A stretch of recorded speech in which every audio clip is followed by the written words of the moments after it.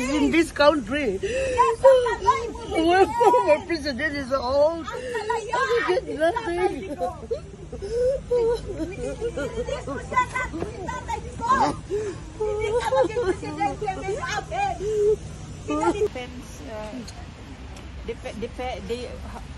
How they defend our defense.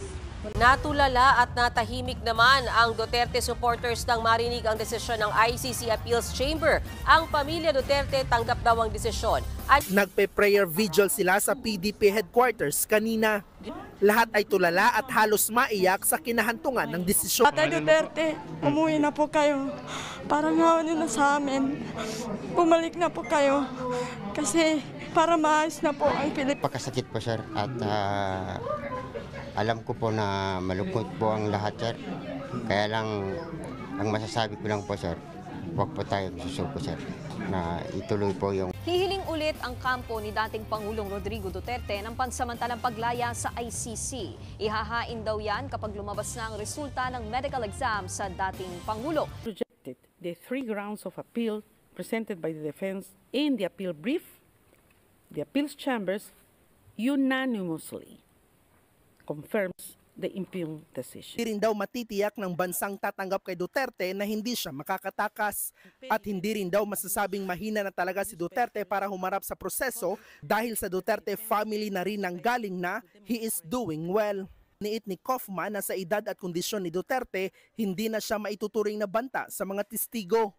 Tanggap naman ng pamilya Duterte ang desisyon at patuloy daw sila makikipagtulungan sa defense team. Pero ang isang apo ni Duterte na pumunta pa mismo sa The Hague, Netherlands, hindi raw maintindihan kung bakit ibinasura ang apila. So hindi dapat gano'n.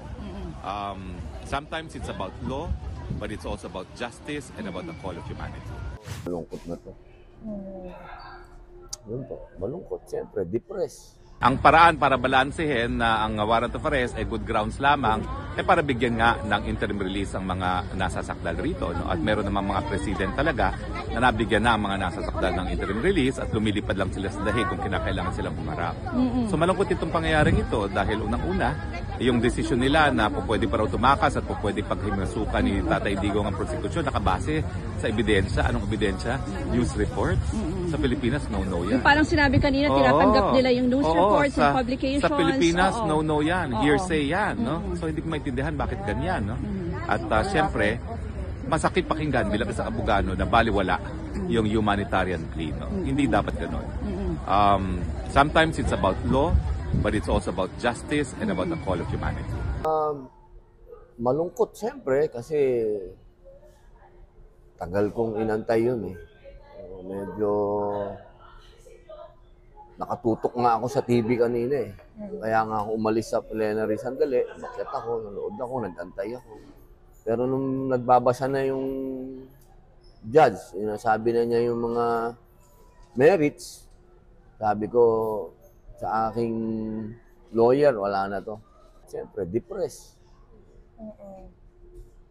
Kasi inasahan natin yun. Inasahan natin.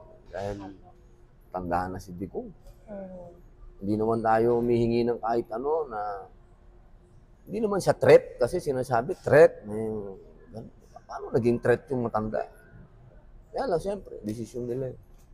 Opo.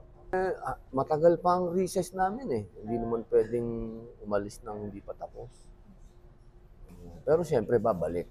Kasi hindi ko din naman parang ikaw din, lagi ka din nandun. Kahapon, hindi kami nagkausap tungkol doon, pero narinig ko siya. May kausap siya eh. Hindi ko alam, hindi ko matandaan kung sino, si Senator JV ba o si SP yung kausap niya nung sinabi niya na papunta siya ng Hague. Okay. So, sinabi niya pa kung sino yung nandun ngayon eh. Thank you. Thank you, ma'am.